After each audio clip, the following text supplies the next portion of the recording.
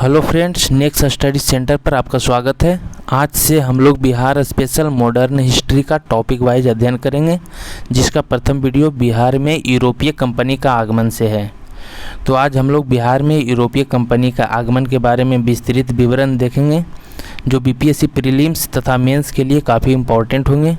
अगर आप लोग इस वीडियो सीरीज को पूरा क्रम वाइज देखेंगे तो मुझे पूरा विश्वास है कि इससे बाहर बिहार स्पेशल से एक भी प्रश्न एग्ज़ाम में नहीं पूछा जाएगा।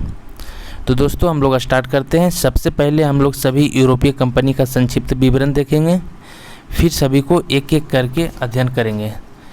संक्षिप्त विवरण में हम लोग बिहार में यूरोपीय कंपनी का आगमन कब हुआ और किस पर्पज़ से बिहार में यूरोपीय कंपनी का आगमन हुआ, बिहार से किन किन वस्तुओं का व्यापार करते थे, आयात करते थे या निर्यात करते थे, किन वस्तुओं का। तो दोस्तों, जैसा कि हम लोग जानते हैं कि बिहार में यूरोपीय व्यापारिक कंपनियों का आगमन लगभग 17वीं शताब्दी से ही सक्रिय हुए थे। बिहार के क्षेत्र में सर्वप्रथम पुर्तगाली आए। उनका व्यापारिक केंद्र बंगाल में हुगली था, जहां से ही नाव द्वारा वो पटना आया जाया करते थे। अंग्रेज 1620 ईस्वी में पटना में आलमगंज में अपना व्यापारिक स्थापित करने का प्रयास किए, मगर उन्हें 1620 ईस्वी में उन्हें सफलता नहीं मिली। उन्हें वास्तविक सफलता 1651 ईस्वी में मिली। उसी प्रकार डच फैक्ट्री की स्थापना 1632 ईस्वी में हुई। डच फैक्ट्री वर्तमान पटना कॉलेज की उत्तरी इमारत है। अंग्रेज़ों की फैक्ट्री अब गुलजार बाग स्थित गवर्नमेंट प्रिंटिंग प्रेस है। एक अन्य फैक्ट्री डेन लोगों की थी, जो वर्तमान पटना सिटी में स्थित नेपाली कोठी के समीप थी, जिसकी स्थापना 1774 ईस्वी में हुई थी। यूरोपीय कंपनी बिहार से व्यापार जो करती थी, उन्हें मध्य एशिया, पश्चिम एशिया, अफ्रीका के तटवर्ती क्षेत्रों और यूरोपीय देशों के साथ उन्नत रूप में व्यापार करती थी। 17वीं शताब्दी में कुछ यात्री पटना के बारे में कुछ विवरण दिए हैं, उन्हीं के बारे में जान लेते हैं। सर्वप्रथम फ्रांसीसी यात्री तैवर्नियर के अनुसार पटना मुगल साम्राज्य का दूसरा सबसे बड़ा नगर था, तथा मैनरिक ने ही बताया था कि उस समय पटना की जनसंख्या लगभग 2 लाख थी। तो आइए अब हम लोग क्रम वाइज देखते हैं। तो बिहार में यूरोपीय व्यापारिक कंपनी का आगमन के बारे में हम लोग थोड़ा चर्चा कर लिए हैं। आगे देखिए, बिहार में आधुनिक इतिहास का कालक्रम सामान्यतः यूरोपीय व्यापारिक कंपनियों के आगमन से ही माना जाता है। बिहार में यूरोपीय कंपनियों का आगमन का क्रम अगर पूछा जाए तो सर्वप्रथम पुर्तगाली लोग आए थे, उसके बाद डच लोग आए, फिर फ्रांसीसी, डेनिश, अंग्रेज। कभी कभी क्रम वाइज सजाने के लिए क्वेश्चन पूछा जाता है, तो हम लोग सर्वप्रथम पुर्तगाली व्यापारिक कंपनियों को रखेंगे, फिर डच को रखेंगे, फ्रांसीसी को रखेंगे, डेनिश को रखेंगे और अंग्रेज, जो कि सबसे अंतिम में बिहार में प्रवेश किए। बिहार में पुर्तगाली व्यापारिक कंपनियों के आगमन से बिहार पर क्या प्रभाव पड़ा, उसके बारे में हम लोग देख लेते हैं। बंगाल के हुगली में स्थापित व्यापारिक केंद्र से नाव के माध्यम से पटना आया जाया करते थे पुर्तगाल व्यापारिक कंपनी। पुर्तगालियों द्वारा निर्यातित वस्तु चीनी मिट्टी के बर्तन, विभिन्न प्रकार के मसाले थे। यद्यपि जो आयात करते थे वो वस्तु मुख्य रूप से सूती वस्त्र एवं अन्य प्रकार के वस्त्र होते थे। अब हम लोग डच कंपनी के बारे में देखते हैं। बिहार में डच व्यापारिक कंपनी का आगमन। डचों ने सर्वप्रथम 1632 ईस्वी में वर्तमान पटना कॉलेज के उत्तरी भाग में स्थित इमारत में प्रथम डच फैक्ट्री की स्थापना की थी।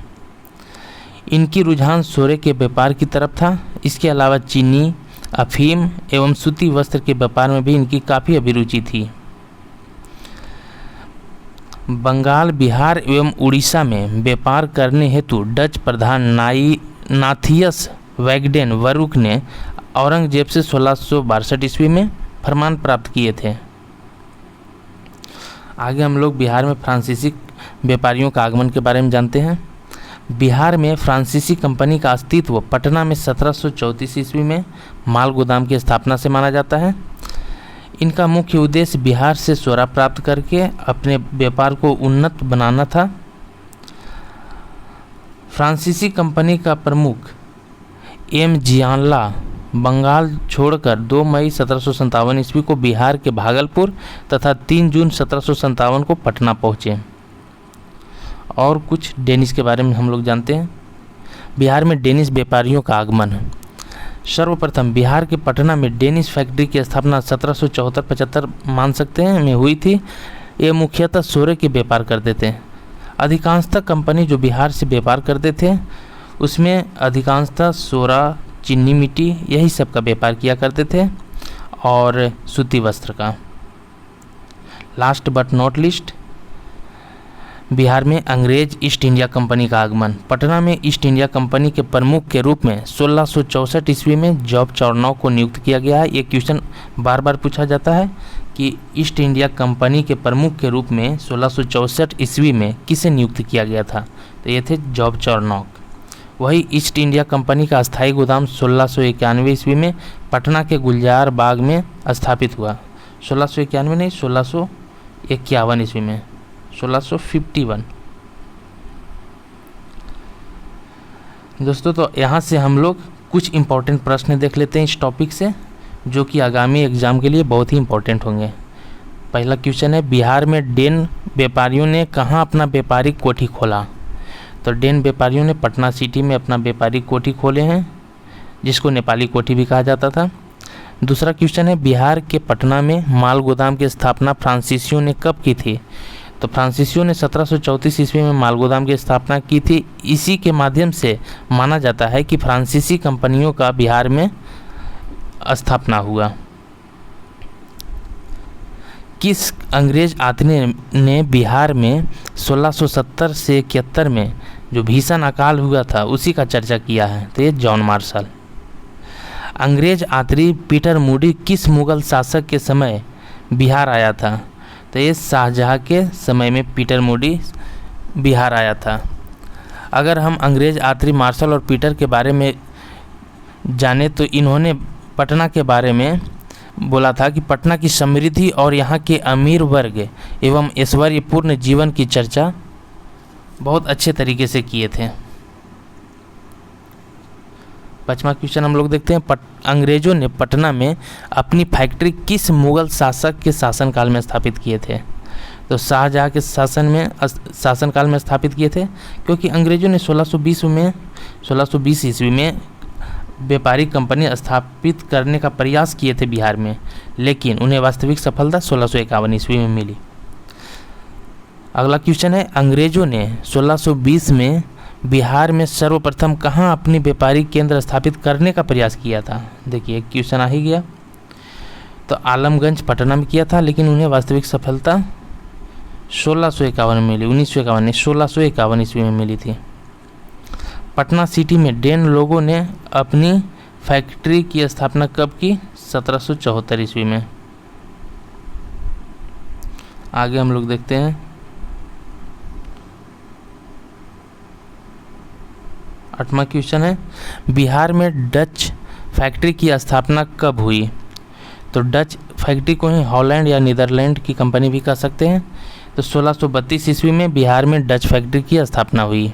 डचों ने पटना कॉलेज की उत्तरी इमारत में डच फैक्ट्री की स्थापना की थी। 9वां क्वेश्चन है, वर्तमान पटना कॉलेज की उत्तरी इमारत डच फैक्ट्री थी। पटना कॉलेज की जो उत्तरी इमारत थी वो डच फैक्ट्री थी। वही वर्तमान जो गुलजार बाग स्थित गवर्नमेंट प्रिंटिंग प्रेस है वो क्या थी? तो वो अंग्रेज फैक्ट्री थी। पटना कॉलेज का उत्तरी भाग डच फैक्ट्री थी और गुलजार बाग में स्थित गवर्नमेंट प्रिंटिंग प्रेस जो अभी है वो अंग्रेज फैक्ट्री थी।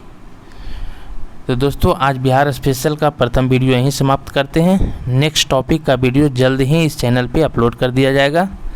आप लोग मन लगाकर पढ़ाई करते रहिए और बीपीएससी एग्ज़ाम से पूर्व मॉडर्न हिस्ट्री का पूरा वीडियो हम अपलोड कर देंगे। धन्यवाद दोस्तों।